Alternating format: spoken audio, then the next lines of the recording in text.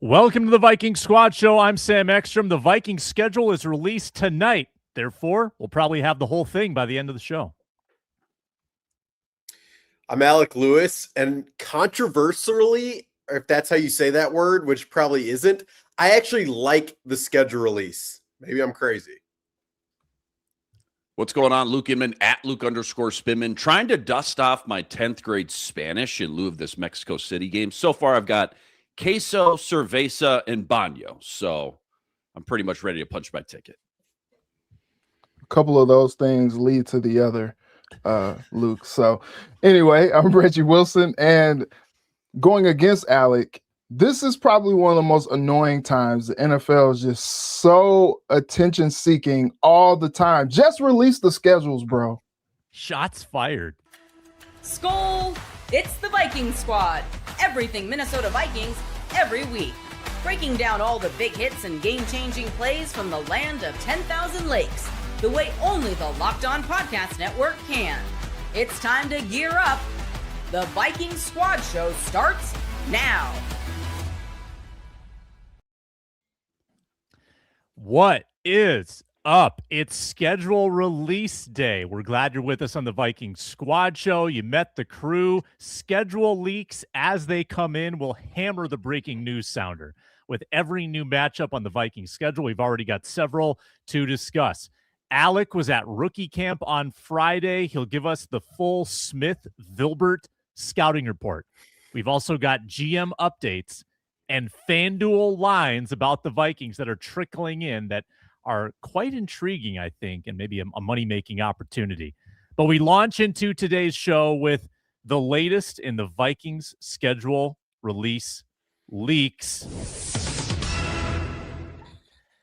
It is indicated online from a bevy of sources.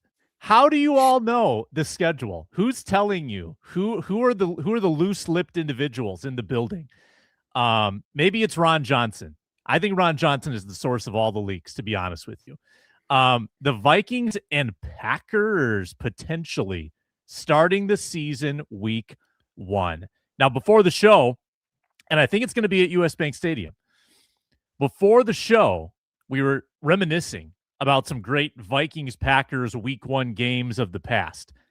And we concluded that in 2022, the last time that they debuted against each other, Inman, for one day and one day only, Ed Donatel was the best defensive coordinator in football. That was a memorable, the first Kevin O'Connell game, 23-7, I want to say, 23-10 at home, Vikings win. That's a great way to start the year. I like that more than the Giants on the road or the Bucks, or who did they start with last season? It escapes me. The Bears, Monday Night Football. That was fun. Packers, though, to start the year, can't beat it. Yeah, funny if we only had a crystal ball to look into to see that Ed Donatel defense just slowly but surely crumble over the years. Maybe we would have been a little bit more prepared, I guess, for all those one-score games. But yeah, you kick it off with a bang for sure. You mentioned last year in Soldier. Anytime you start with one of these, what has slowly but surely become one of the best divisions in football, by the way. Anytime you start with one of these division games, you're starting with a bang for sure. So obviously, yeah, last time they did this in 2022, just crushed the Packers that year. Great to start on a high note for sure. I'm interested in some of these other games. We talked about on last episode, the Bills game is the one I've got circled probably number 1 with a bullet outside the division games. And then the Mexico City game as well, I'm sure we'll get into it a little bit more, but just surprised because obviously they had 2 of these games last year, back-to-back overseas.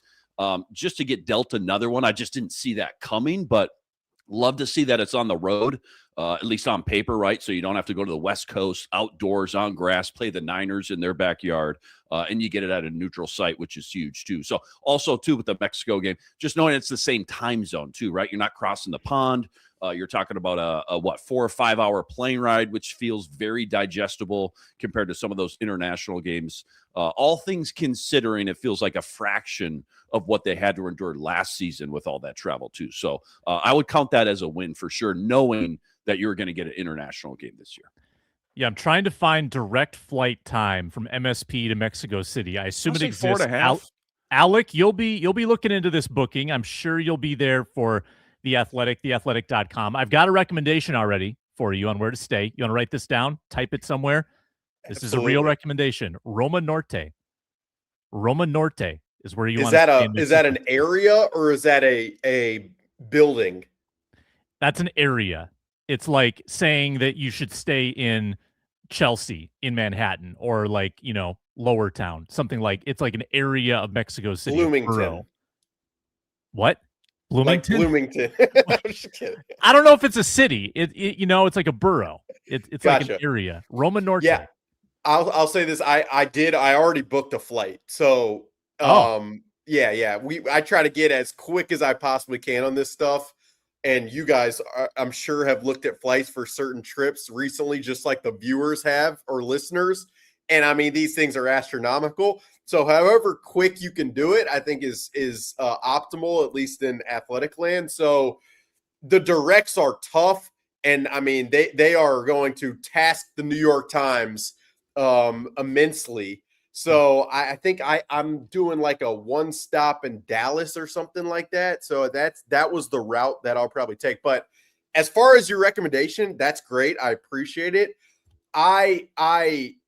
Probably people don't want to hear me talk about how interested I am in the food in Mexico City, but everyone raves about it. So I'm really excited. And then you got a game where it's Juwan Jennings against his old team, Jordan Mason against his old team. Is Kwesi Adofo-Mensah going to be there on the field? Is that going to be the first time he gets to see guys he worked with? That's week 11. I'm sure I'll be absolutely exhausted and curmudgeon-y by then, but I can't wait for Mexico City. Little precursor to Thanksgiving. You can load up on some quesadillas, some enchiladas while you're Is that going to be like a full weekend, full week for you? Are you going to stay the whole duration, do all the lead up stuff? No, I see that as like a 3-day trip type of circumstance. I'll probably get an extra day in there and figure out some kind of enjoyment as part of it, but also these are work trips. And admittedly, and you guys know this, I mean, the season is such a slog that by that point in the year, I guess if they're 9-1 or something, maybe I'm going to be riding high and just jacked up. But I was talking to somebody about the fact that they gave the Vikings another, I guess, quote unquote, international game. They're like, I mean, Alec, when you've got Justin Jefferson, who's as marketable as anybody, like what are you really going to do? So we'll take if we don't have to fly across the pond. And I get it. The dude is such a star for this league. So it's part of it. I think that's such a good point though, too. I think it may be, what is this? 5 international games in 5 years. I want to say maybe 6 in 6 years, but I think it may be starting to prove the fact that the NFL knows or thinks the Vikings are a brand internationally, and it makes sense when you do have a superstar like Justin Jefferson. People just want to see points. Brian O'Neill was, I want to say, on the Chris Long podcast, he was talking about the 2 international games. He was like, how are the fans? He's like, people just want to see points over there, dude. People want to see points, and now you've got 2 of the best offensive minds in the league with Shanny and KOC, and again with him and Justin Jefferson. I think those are the things I'm sure the NFL just wants to try to push whenever possible to the international crowd. So, to your point, Alec, on that note, I think it makes a lot of sense too. There are some inevitabilities with the way things are going. Like it used to be that only a few teams had to play the Thursday night game, right? The dreaded short week. Now every team plays a Thursday night game. It used to be that there are only a couple international games. It's headed toward every team being involved in an international game. So if you're going to have an international game, you want to rob your opponent of a true home game, which happens here. 49ers lose the true home game, and you want to stay in your time zone. And I don't know how many time zones they're moving, probably not more than 1, maybe 2 max. I'm not sure where. I think it's Central Time. Central time zone. So this is just like this is better than a flight to Santa Clara because now the time stays the same. Reggie, can you believe this? They already have a line set for this game at Fanduel. Would you care to guess who is favored and by how much? Vikings by 3. I don't know. Yeah, the Vikings over the Niners. No, the Niners are favored by 4.5. So if you can get get on the right side or the wrong side of that line pretty fast if you made that bet now. But Reg, we've got the Mexico City game. We've also got the bookends. We've got obviously Green Bay to start. Also Bears to close at home. Now I'm calling for a major Bears regression this season. Do you think this game will mean something to both teams? Yeah, I think so. I think the Bears are going to be in it. I just think Ben Johnson is a pretty good coach. He's crazy. I saw some things about him when he was even down in Miami. Like, yeah, I'm going to be wearing a gold jacket one day when I'm coaching. Those type of things. But I think this division is going to be highly competitive. I'm not really sure what to think about the Lions moving forward. They do still have a lot of great pieces on that team, but the bookend games, starting against the Packers, what are they going to look like? They kind of retooled some things on the offensive side, especially, in that receiver room. And so, Jordan Love is always just like, he feels like boom or bust type of a guy. Either he looks like the next Brett Favre or he looks like a guy who maybe shouldn't be playing week to week. And it's so interesting to see that. But then, on as far as the Bears go, I think it's interesting to see. I've already started to see some of the talk about who's gonna start at center for them this season. How about that? Maybe a rookie over Garrett Bradbury, which is interesting to think about. I mean, I'm sure they'll have that figured out by the last game of the season. You would hope anyway. But I think, it's interesting to see how the Vikings are going to look this season and how well they'll have meshed by that last game. There's another year of Ben Johnson and Caleb Williams. You would think that maybe they would have a little bit more synergy. He'd have a little bit more ownership of the offense. They added some pieces on defense. I think the Bears on paper look like they got stronger. And so I think that's going to be a highly competitive game to end the season, which that's really what you want to end the season. I don't know that it'll be like a couple seasons ago where that last game is determining the division and the team who loses goes on the road wild card weekend or whatever. That was kind of bizarre. But I do think that those two teams will have a competitive matchup, and it'll be a game that means something to one or both of those teams coming down the stretch. That should be a lot of fun. I think all the Bears games that I've been a part of against the Vikings have been wacky, whether they've been at Soldier or at US Bank Stadium. Like, they've been wacky. Like, I remember that Monday night game with Justin Fields. Like, what the heck was that? Like, it is ridiculous. The game where there were no touchdowns scored, like, what the heck was that? The game at Soldier Field with no Justin Jefferson, and they struggled against the Bears. Like, those games are just like burned into my mind. It's never easy when they play Detroit, and it's never easy when they play Chicago, even when the Bears are having a down year. So it should be a good game. Yeah, was it 2018, 2019? You winning in, Kirk Cousins and Thielen kind of getting heated on the sideline. Bears got nothing to play for except spoiler. Yeah, right. There you go, Sam. I just one more quick note on the Mexico City game. Didn't realize this. Maybe I'm dumb. I don't know. Wild altitude, 2,000 feet higher than Denver too. So, conditioning becomes a huge factor and tested for both teams. Might see a few 60-plus yard field goal attempts in that one. Maybe it favors the deep ball just a pinch more compared to normal condition as well. So just kind of another wild card with that Mexico City game, that high elevation that could come into play as well. But yeah, as far as the Bears go, I mean, this was like a yearly tradition for like 5 years in a row, was it not? Under the Zimmer regime. I mean, they ended the year. Yeah, I want to say at least 4, if not 5 years in a row, and usually meaningless. Usually meaningless. Yes, usually that was when you started to see some second team guys that they wanted to get an early look. Yes, in the mix. But to Reggie's point, we know the NFL tries to find these potential matchups that they think is going to have huge playoff implications on the line. So again, you got two young, innovative, offensive-minded head coaches, Ben Johnson and KOC. I wonder if they think, this game's going to be for all the marbles for the division. I did see the Bears have the toughest strength of schedule in the entire league. So to your point, Sam, could be some regression coming. I will say this, though. If that is the case, the division or playoff implications are at stake. Love the fact you're not going to Soldier in January, and instead you get to play at home. Huge swing right there, I feel like, in favor of the Vikes. We've also got the word that the first Bears game is week 2 at Soldier. That could be the Bears home opener. You could get the home opener there for a second straight year. How many times have they won consecutively at Soldier now? 6? Like every Justin Fields game, both Caleb Williams games. It's going back to 18, I think. 19. They lost in 19, so that'd be 20, 21, 22, 23, 24. I think it's 6 in a row at Soldier Field, which is a really impressive streak for where this team was in like the 20 teens and 2000s.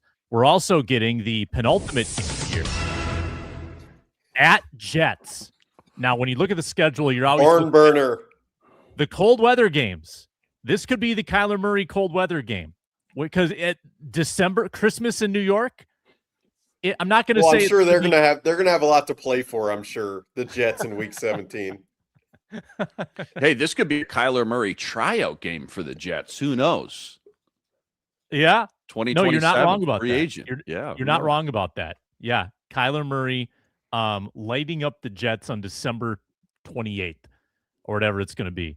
We'll keep the leaks coming as they pop up on Twitter to unverified sources. There's also at least one account that thinks the Vikings have a Week 6 bye, unconfirmed. I don't love that. I would have loved the later season bye. I'll see if we can get that confirmed by another unverified source. But when we come back, the latest on the Vikings GM search, how Alec feels about the latest reports and the candidates, and much more on the other side here on the Squad Show.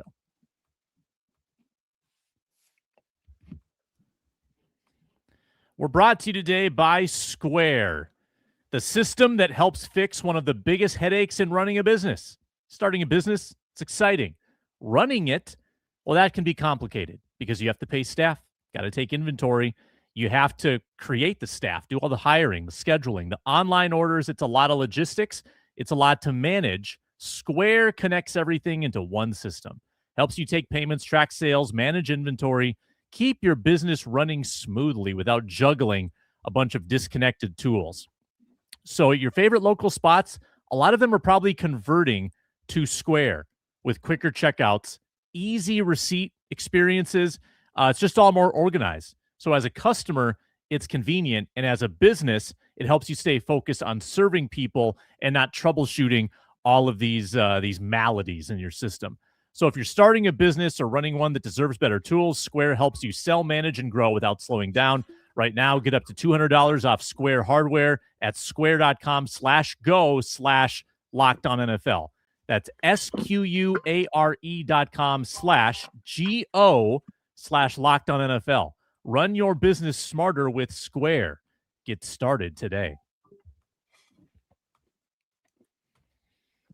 And if you're not already subscribed here to Locked On Vikings, please do so. And follow Locked On Vikings wherever you get your audio podcasts and hear Luke Braun daily and Luke Braun and Arif Hassan 3 nights a week on Locked On Vikings After Dark. The latest in the Vikings GM search, courtesy of Kevin Seifert. Alec, if you've written about this as well, check out theathletic.com for the latest on the Vikings GM news. They're keeping a tight circle. They're keeping a tight internal committee that's interviewed now 9 external candidates, and we've given you the list on previous shows, and we put our hands up and said we don't know anything about any of these people. But I'm curious, Alec, how you feel it would look to Brzezinski if number one, you've got Brzezinski's feelings to consider, right? Like if he does not get this job, a job that he wants, how is that going to impact his standing in the organization? Number two, if he does get the job and he gets this job over qualified candidates here and there, 10 different organizations and the most qualified scouts, the most qualified player evaluators that they could find. And if they still give the job to the unproven Brzezinski, who's never held that role, how does that look, to the outside? I think there's a lot of factors here. What's your gut feeling on where this GM search stands? Yeah, it's really interesting to me, and I don't know how interesting it is to the average fan who just probably just wants to have a GM and know what their structure is. But I just think with where this team is at and where it's been, I see this as a very critical hire. As far as the subjects you just hit there, if Rob Brzezinski doesn't get the job, the GM job traditionally, the way it's been phrased to me is there's probably few people like him where they would take it in a certain way, in a positive way. Where I don't think if Rob Brzezinski doesn't get the GM job, that ties are now severed between this very important integral figure internally in this organization that he's given 20 plus years of his life to. So that's what I would say. I do consistently and continuously think that the best case scenario here is to have Rob in a role that he is, that he has a direct line ownership, that he does have a lot of say, but also understands all of the internal dynamics. And you're pairing that with a personnel head. Someone asked me, I thought this was really, really interesting. Someone asked me yesterday, if I had to peg internally, who is the number one personnel person internally?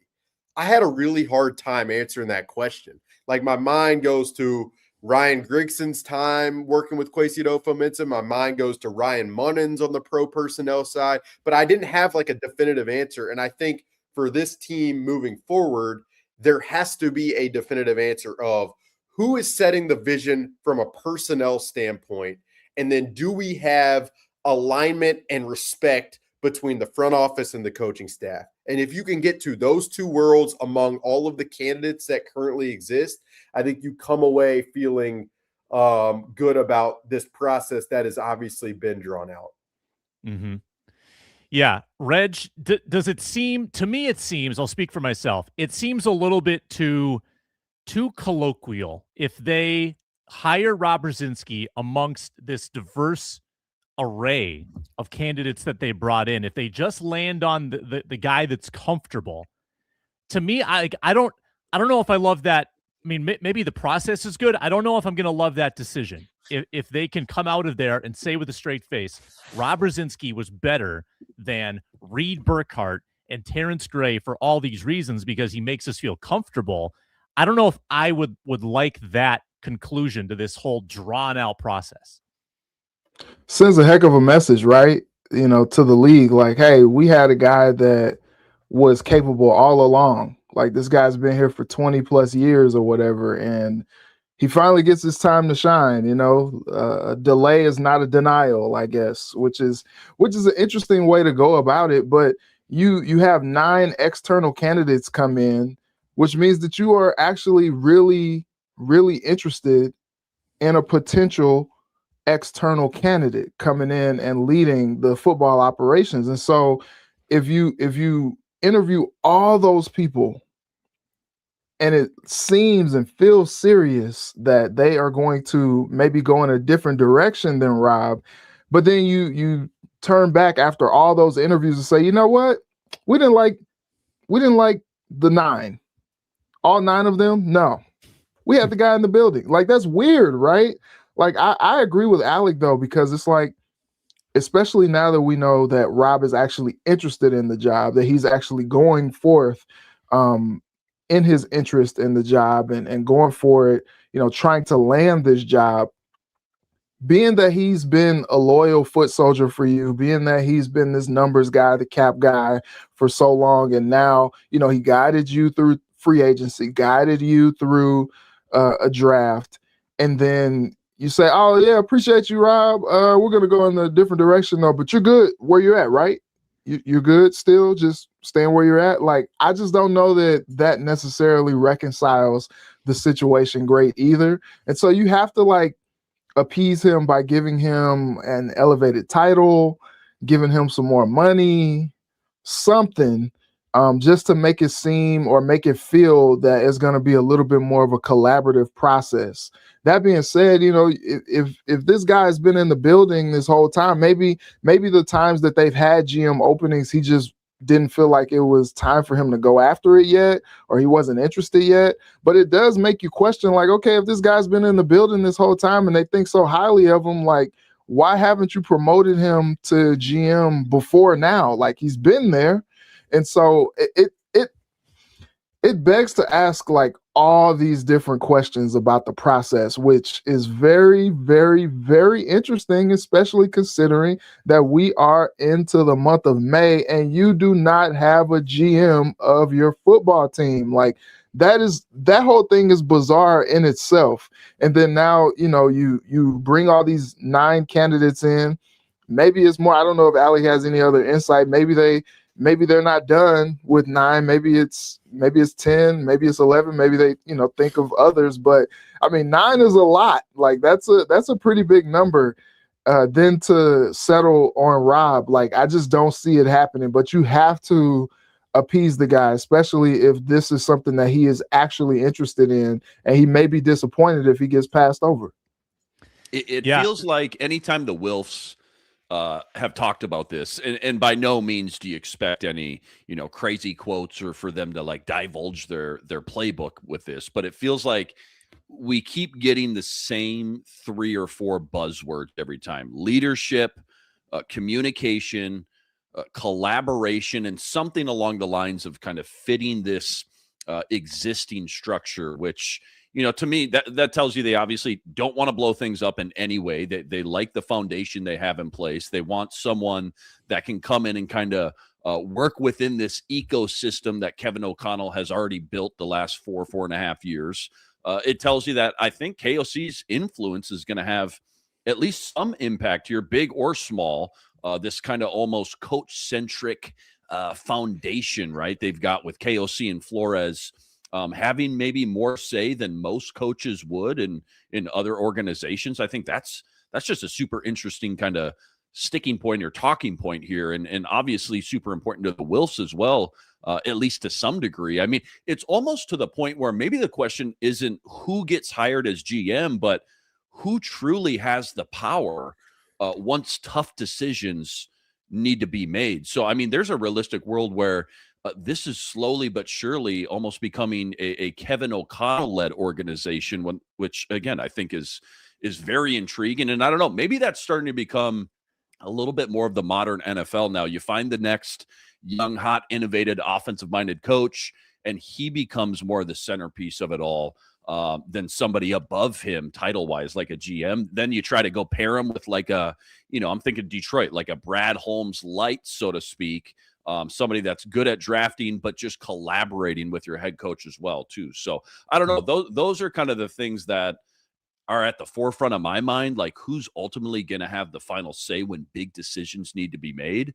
Sam, as far as Robbie B goes, yeah, it is fascinating to watch the whole thing unfold, especially if he doesn't get the job or the gig. In no way, to Alex's point, do I think we would see anything publicly like ripple out its way to media or the mainstream. But privately, I don't know. Maybe that would make some waves, and absolutely, maybe it would shift some of the personal dynamics in the building. How much, like to what degree, I guess that's ultimately up to Rob and how he handles it. But to his credit, man, he's been. Again, we've gone over this. He's been here forever, over 2 decades. He's helped run multiple regime changes here. We know he's very highly respected internally by a lot of the higher ups in the building. And now, after all these years, he's finally getting his little 15 minutes of fame, his time in the sun. He's getting legitimate consideration here. So if he does get passed up again, yeah, what's the headspace, right? Like, what's the ripple effect? I'm sure he's already thought about this scenario, but does he go home feeling like maybe he's plateaued here? Maybe he's capped out. He's done all he can. Does another team try to lure him away next year, knowing maybe he wants out now? Does his own influence even on running the team start to get diminished a little bit? I don't know any of those answers, obviously, but the fact that he's even, interviewing this time around, that feels like, if nothing else, maybe it's a sign that, the ownership or the organization do want to try to reward some of his loyalty he's brought to the table over the years. Yeah, I don't know this for a fact. I don't know if this is true. It's almost as if the Wilfs are leaning away from collaboration in this process. Maybe they feel like it's been overly collaborative, too many cooks in the kitchen. This crazy firing kind of came out of nowhere. Now they're keeping this tight circle for these interviews. It's the Wilfs, it's the Wilfs kids, it's Andrew Miller, and it's KOC in a dark room around a dim lighting. I imagine dim lighting, just like a lamp, a plugged-in lamp, got some coffee on the table, having these meetings, and they're not going to, and they told us they're not going to leak any of the names. Oh, yeah, we still know all the names. We've also got some more. Just to that point, Sam, sorry. Just real quick. I remember in 2022, to your point, it felt like they had so many hands in the cookie jar, big, broad committee, a lot of different voices going on, casted this super wide net, huge, broad search. It felt like anybody who sent in an application on LinkedIn, you got a cup of coffee with them. You got a 5-minute interview with them. This time around, to your point, it does feel a lot more, you're right, ownership driven, smaller room, less decision makers. And it feels like they've been just kind of pounding this message over and over. We know exactly what we want. We know exactly what we're looking for this time around. And again, in 2022, it felt like a lot more experimental. They hadn't hired a GM prior to Rick Spielman, who Rick Spielman was even in the building years prior to that with the triangle of authority. Well, too. So they hadn't gone through the process in so long. It felt like maybe they didn't know where to start. So it felt like very experimental last time. And now because of that, I'm sure they've learned a lot through the process doing this 4 or 5 years ago, as far as what they want and more importantly, what they don't want this time around. Sam, I will say real quick, like fundamentally, I think the Wolves have to answer a very simple question of where do they want the power to lie? Like, because Kwesi Adofo-Mensah was a non-traditional hire and because the first draft in the first year went how it went, the coaches assumed a lot of power. And so they currently have a lot of power. And so, like, there's a lot of talk about the GM hire, but I think there's a world where this hire then is like fourth in terms of how much power they actually have behind others, which means the hire doesn't really, like, what does it really accomplish? I think, like, that is a critical question within this. And then I also think, regardless of what happens, whether it's Rob Brzezinski getting the job, whether it's Rob in an elevated role and another personnel person, there does need to be an infusion of external thought, vision, opinion, process. Like, that has to happen regardless. And that is going to create hard decisions for Rob Brzezinski, hard conversations, or for the external person with the building that he's taken over. So, like, those are the two things fundamentally for me. Where does ownership want the power to lie here? And how are they going to bring in external vision, thought, and process that is important for this organization to get to where everyone watching this and everyone listening to this wants this organization to be? Mm-hmm. Well stated. I hammered the sound a second ago. We've got 2 new primetime schedule leaks that I will reveal when we come back. We're brought to you today by Game Time. The Timberwolves play Game 6 against the Spurs tomorrow. If you open up your Game Time app, download it if you haven't, you can get $77 tickets to go see the Wolves and Spurs. That's an incredible ticket. Incredible ticket. For example, I was in New York City last week. To get into Madison Square Garden for Knicks Hawks in the first round was like $550 just to get in the door. You can get NBA playoff action, see Wemby in person for $77 on Game Time tomorrow. And there's other great deals as well. You can get slightly better seats around the 100 mark. You can sit lower level for about $250, $192 actually, I see. That's excellent value at Target Center. So check out Game Time. You can do it in seconds. You can get the full price upfront, no surprise fees at checkout. You can get great views from your seats, panoramic views. You can find some cool zone deals where you pick the section, Game Time picks the seats, and you save even more. Take the guesswork out of buying tickets to every type of event with Game Time. Go check out the NBA playoffs. Download the Game Time app, create an account. Use code LOCKEDON for $20 off your first purchase. Terms apply. Again, create an account, redeem code LOCKEDON for $20 off. Download the Game Time app today. Squad Show rolls on back to where we started with the schedule. Inman gets his wish. Vikings, Bills, prime time, week 9, Monday Night Football at the bank. That's great. That's a great mid-season tester. Maybe you go in, you're like, 4-3, let's say, a swing game in the schedule that can propel you into the second half. We've also got at New England, Thursday Night Football, week 14. Obviously, these are unconfirmed leaks, but we'll run with it. So now you've got at New England in probably early December and at New York late December. Those are a couple cold weather games. I covered a New England game in early December in 2018, and it was not pleasant. It was moist. It was foggy. It was dark. It was wet. It was miserable. That was the end of the Was that the Thielen, Bill Belichick, Belichick chopping it up on the sideline there? Yeah. It was the penultimate game of the John DeFilippo era, which lasted all of 15 games, 16 games. I'll tell you what, Sam, we tried to preview this best we can or highlight our favorite matchups on the last episode. And I mentioned ideally you want to get the Jets earlier in the year for weather purposes.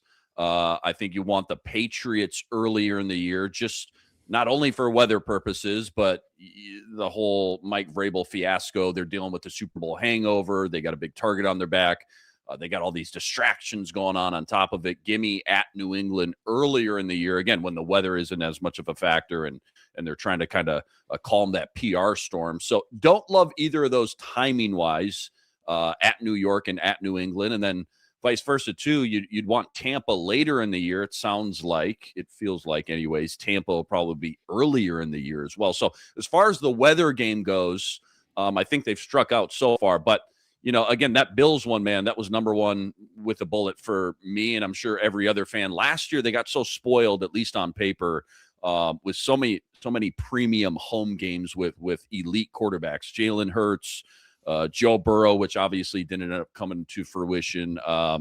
Couple other big monster, Lamar Jackson, couple other big monster names on there. This one feels like, the Bills game is like in a tier of its own, and then every other game, if you're a season ticket holder, right? But we've had two absolute like ESPN classics for total polar opposite reasons the last two times we played the Bills. The first time around, Josh Allen kind of becoming the Josh Allen that we know.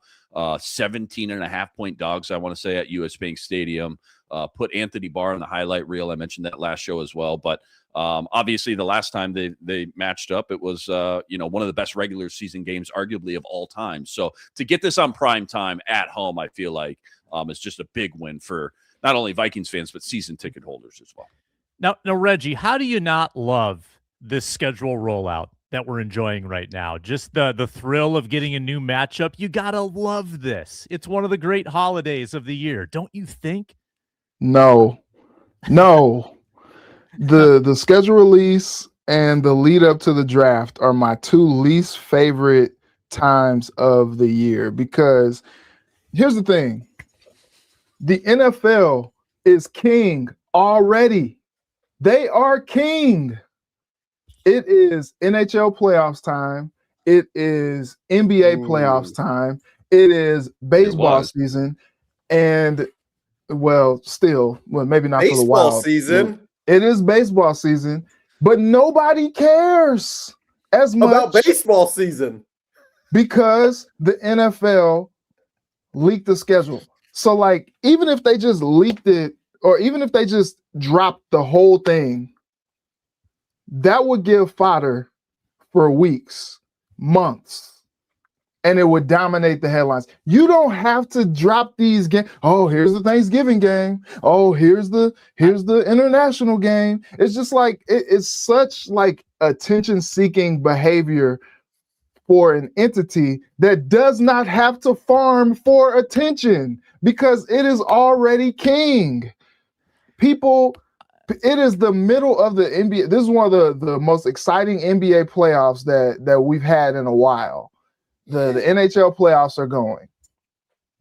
When the NFL drops news, they immediately rise up to the very top because people are always interested in football. And so, like yesterday, they dropped the new season of quarterback that's gonna be happening in July. Nobody really, those quarterbacks that they put, it was like they scraped the bottom of the barrel for those, I guess. Like that's kind of what it felt like. It was just like, really, like Flacco didn't even start the whole year. Like you got the rookie Cam Ward, the Titans were terrible. Yeah, but you know about all of it. That's the thing. They win. They got you. Exactly. So like it's like I was like, who is, when it first dropped, I was like, is this satire? And I was like, it's NFL content. I probably watch at least a couple episodes, like, like, because they got me. But like the whole like rollout of these games, I've had no stomach for. Like, it was like, okay, cool, yeah, the Vikings are going to Mexico City. Okay, cool, yeah, these games are happening on Thanksgiving. Okay, cool, yeah, these teams are opening on week. I don't care. Like, it doesn't move the needle with me. Just drop the schedules, bro. Like, I don't care. Just drop the schedules. They're doing it in prime time now. It's become this huge thing. Like, just drop the schedule. You could have dropped the schedule at 9 a.m. this morning. It would have been fine. It feels like a don't hate the play, hate the game situation here. Also, maybe blame the poll ads too for the lack of Twins excitement right now. But I feel what you're saying, Reg. It feels like the four major sports are like four siblings. The NFL is the youngest that gets all the attention. And it's Friday night, and the three other siblings got their championship weekend sports event to go to, and the younger child drew like a picture at dinner, and we're just going to stay home and talk about this picture. What a great job! What a great job they did. You got bottle service at the other three. It's lit.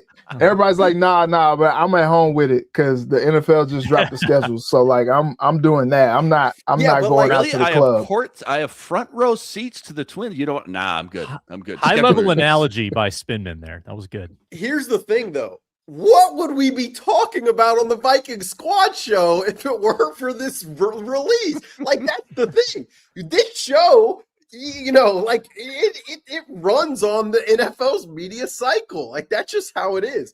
No, it does get kind of annoying. I see your point, Reggie. But like, to stay the king, you gotta keep pushing the envelope, and they have done that. They could protect the rollout a little more. Like, if they wanted to have a television product that people tune into that sells advertising, they do not protect it at all. Like, they obviously are okay with the leaks becoming like the whole day and just dominating the day, and then whatever happens at night happens. You already know the schedule, so why would you tune in?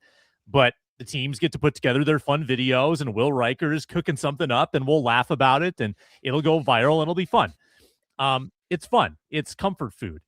It's planning your trips with your buddies. It's identifying, this 3-game stretch is going to be so tough. And then it ends up not being. But we like to talk about it. We like to fill time. I want to get Alex's opinion on one other meaningless exercise, rookie camp. What caught your eye? Did anything did you see Bengali Kamara flashing at rookie camp and earning a roster spot?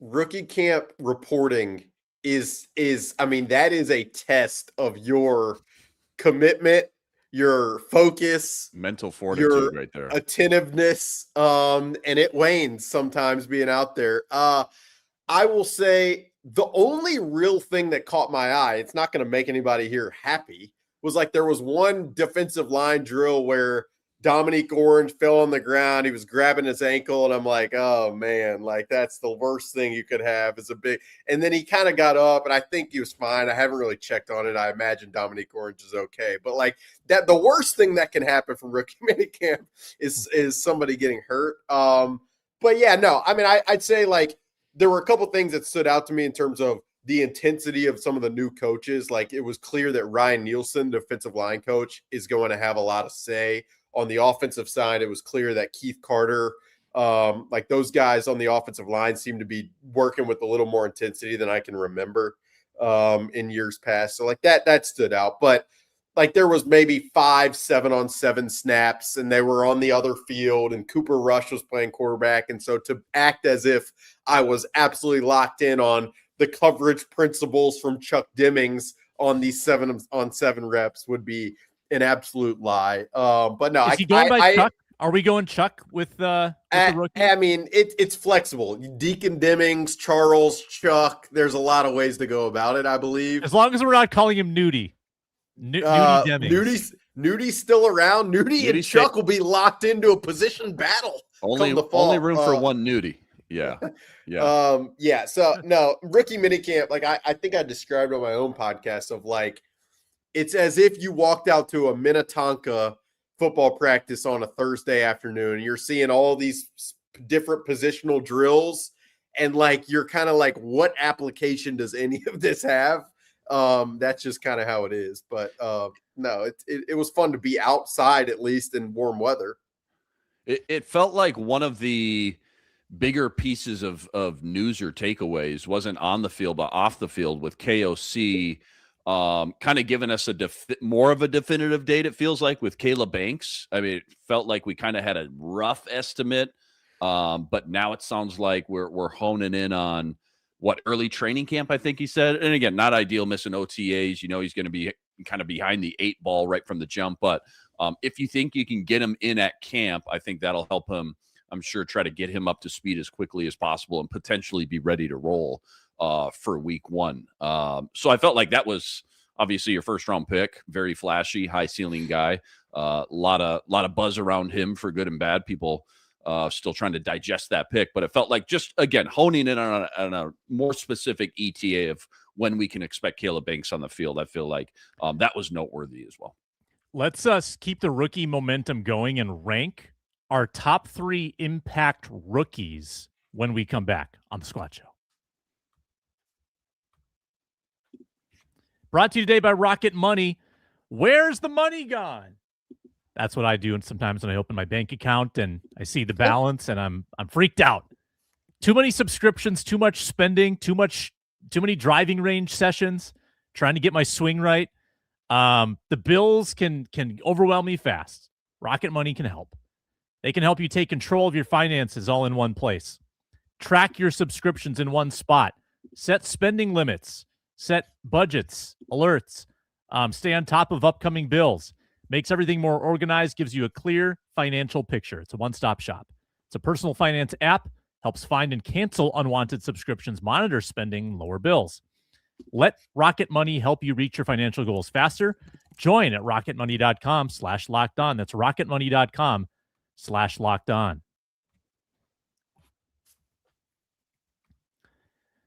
By the way, just how I exclaim when I open my bank account, where's the money? That's what the Wilfs did in about February. They're like, where's the money? It's gone. We don't have any. And then they got signed up with Rocket Money and I think they're doing just fine, to be honest with you. Right. Let's do a little rank 'em. And for rank 'em, of course, we have an obnoxious open. This is Minnesota Sports Rank 'em, part of Locked On Sports Minnesota, and it starts now.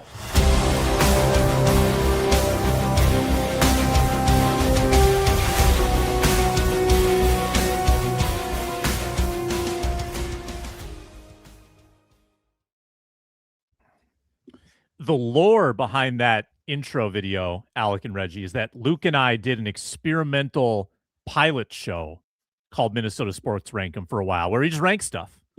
And it didn't hit. It didn't go viral the way we expected, but the intro lives on, and we still use it to this day.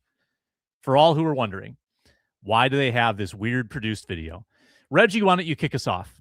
Top 3 rookies that will make an impact in 2026. Okay, so I think top has to be Caleb Banks. Like, that's why you drafted him in the first round. You'd hope that the injury heals just fine and he goes out there and makes an impact. Number 2, Big Citrus. I think they have a lot of high hopes for him, and I'd be interested to see how he and Banks play together, how the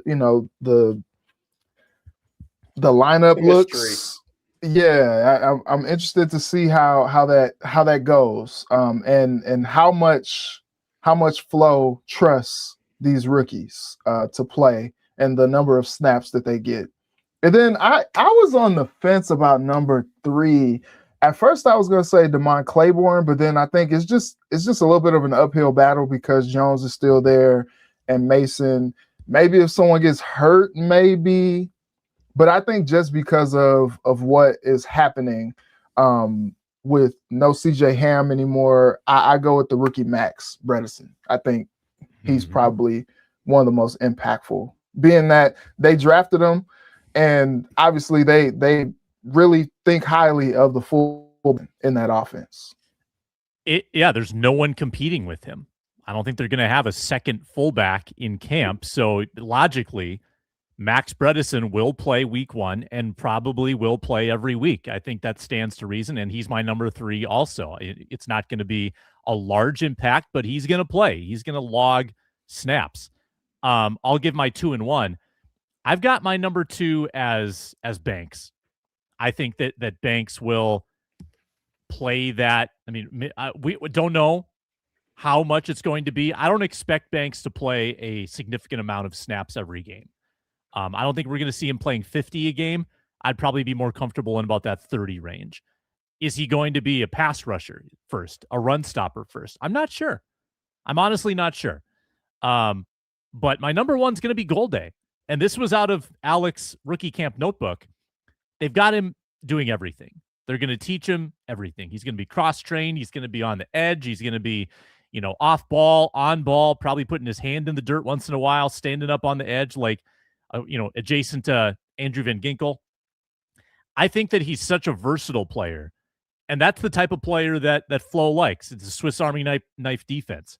So Golday, who can rush, tackle, and drop, I think we'll find a niche in this defense. So I think he's my number 1 highest impact rookie this year. Inman, what do you got?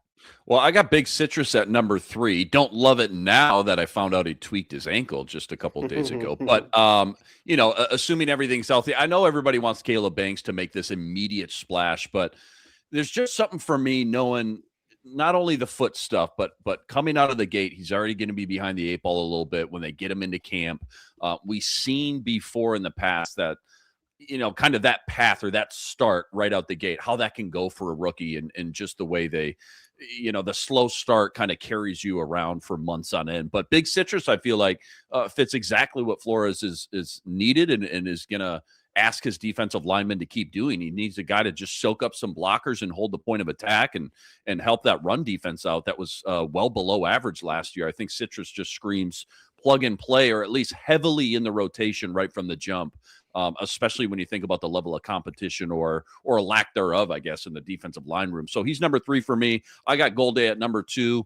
A lot of the same thoughts, Sam. Just feels like a plug-and-play starter every time you hear more and more about him.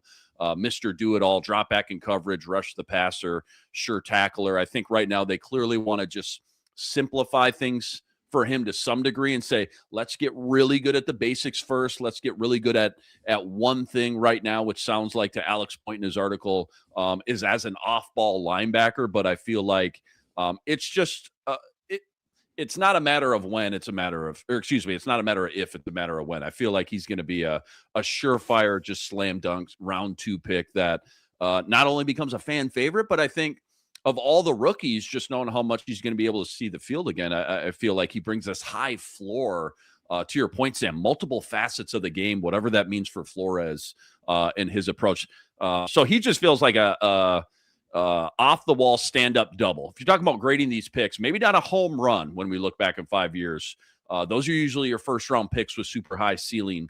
But I feel like he's an extra base hit when they really needed one so badly after so many just not very good drafts. Number 1, maybe surprising, Jacoby Thomas. Golday, my favorite pick, bang for the buck and value and all that stuff. But Thomas is still the guy I am most intrigued and excited about to see what he looks like in Flores' defense, especially after reading up again on Alex's notes after the draft. They were clearly dialed in on this guy. Reading about him, watching the tape of Harrison Smith during the pre-draft process with Flores and KOC, being able to watch and listen and kind of hear him break down the pre-snap communication stuff, I think is so important in this Flores defense. And I think it's just really cool. It makes me think that he might be a guy that they hope can go out and win a starting job next to Josh Metellus a lot sooner than maybe, us and the rest of the public initially thought when they drafted him with that fourth pick. So I know there's a lot on his plate. Flores scheme, pre-snap, post-snap, but he had over 2,200 snaps under his belt coming out of college at Miami. And I just like the way he plays, man. I'm just very intrigued by him. Brings that juice that Flores loves. And most importantly, when you're trying to forecast these guys too, I think he's got one of the cleanest paths to the field. Part of that is, can he play special teams? Because that's only going to, help you get in the good graces of the coaching staff. But two, who's got the least amount of competition or resistance to the field? Sometimes, guys can show up, they ball out, they do everything they're asked to do. They make some splash plays in practice, but you're still not seeing the field unless there's an injury. I look at the safety room though, and of course, this is assuming Harrison Smith isn't back. And even if he is back, how much does he play? But just knowing how much Flores likes to experiment with those three safety looks, from everything we've seen in the small sample of Theo Jackson, I just think they give Thomas a big opportunity to go win one of those starting safety jobs next to Josh Metellus. I think he does have a big impact in 2026. Alec had some good stuff on Jacoby in that rookie camp notebook as well. Alec, give us your top three. 1, Jacoby Thomas. Luke was right on there. 2, Caleb Banks, first-round pick. 3, Dominique Orange. And then I would have Bredesen and Damon Claiborne. And I think I said this the other day on my own podcast, I think the over-under is 4.5 in terms of impact guys when you're talking offense, defense. I just think Golday, now if there's an injury at off-ball linebacker or at edge rusher, then maybe that's possible. I just think there's going to be more runway for him, more to learn, and I think he will do it in time. I just think he's more of I'd say, I don't want to say developmental guy because I think that makes it seem like, he's so far away. I just think the role that they could ask him to play just requires a lot. So, yeah, I think the safety room is very thin. Jacoby Thomas, depending on what happens with Harrison Smith, I just still think he's going to play a lot. And then they need these defensive tackles to play a ton because of the depth there. And yeah, I mean, I saw the comment right there, like Golday. I do think, the edge rusher situation right now for me is like a major red flag. Got Dallas Turner, you've got Andrew Van Ginkel, both those guys, combination of inexperience with Dallas Turner and injury risk with Andrew Van Ginkel. There's not much depth there, so I'm shifting the conversation. But those would be my 3, and you just need those defensive linemen to make an impact. And if they're not, then you're going to be talking about a defensive line of Dallas Turner if he's healthy, Tyrion Ingram-Dawkins, Levi Drake Rodriguez, Jalen Redmond if he's healthy, Andrew then Brian Flores is having to work some magic, and you probably don't need to be asking him to do that every single week.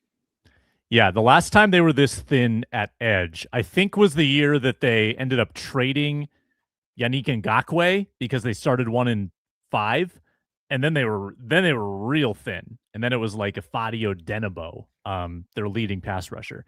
Let me end with a couple of Fanduel lines that I found intriguing. So let's go around the horn. If you were setting the line, what would you set Justin Jefferson's receiving yardage line at? Inman, give me a number. I would go 1388. Very precise. Alec? I'm looking to see what he's had over the course of his career. I mean, I think I'm going 1450. Reg? And I will, for Price is Right's sake, go 1,500. Yeah, his 17-game average is 1534 for his career. So those are good guesses. FanDuel has been routinely low on him, and they got it right last year because he got hurt, kind of banking on the the injury. I guess no, he didn't get hurt last year. He was healthy last year. The quarterback play was a little play. frustrating. The quarterback was hurt. The quarterback was hurt. All Jefferson was healthy. But they actually, they kind of nailed it last year with a low guess, and it's low again this year. They've got Jefferson on 1150 and a half. Wow. They're giving away money. 1150 and a half. Oh my God, they're giving it away. There's just so many factors. They either know something, or they're going to lose money on this from the folks listening to the Viking Squad show. That's just 100%. It's either one or the other.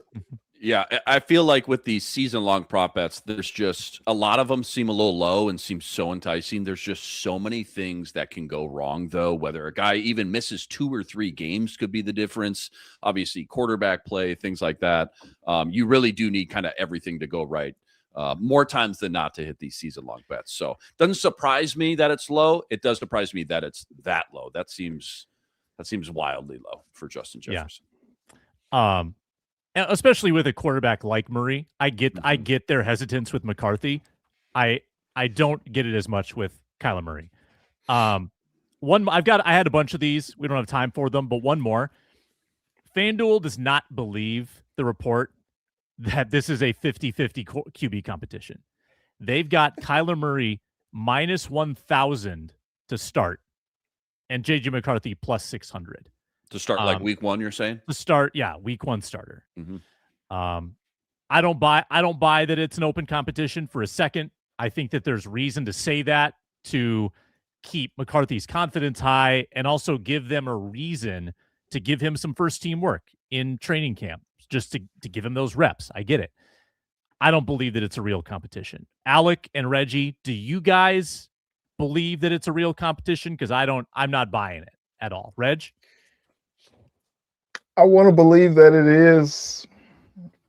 JJ is such a nice kid. He has the competitive nature to him. You could tell he really wants to be great, and I'd like to think that he did put in some work so far this offseason and will continue to do so to try to get better and all those things that KO was subtly and maybe not so subtly trashing him for last year.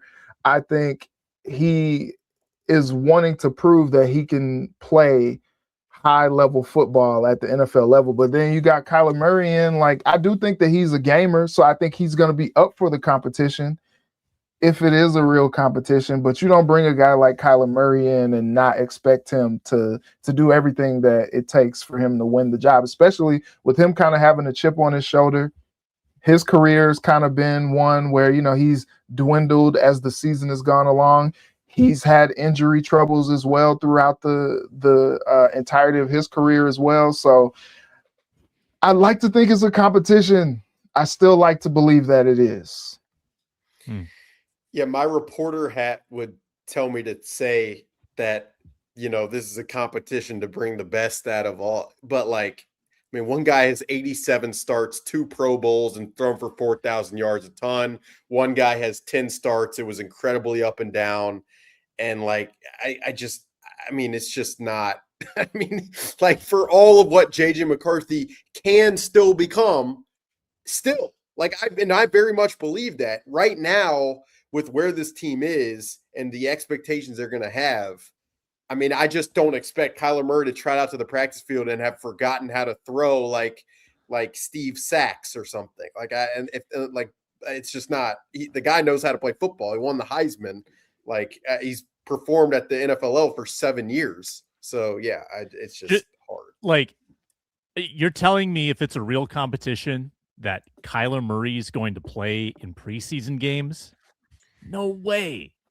No way. Well, there is an argument to be made after what happened last year as part of the first time offensive, collaboration that he maybe should play in preseason games to start to get a feel for what this is going to be if it's rolling out of the gates against division teams it looks like it's going to be. So there's an argument to be made there, but to think that those preseason games would then dictate the depth chart at the most important position coming off of what we saw last year. It's just so hard to fathom. Now, if the FanDuel odd was the odds that JJ McCarthy starts a game this season, like that number, I think that would be astronomical given Kyler's injury history and just given what all can happen over the course of a season. But yeah, I get Reggie's perspective. Like, anybody giving up on the young quarterback drafted number 10 who showed what he showed in college and has the will that he has, like, I think that's faulty. It's just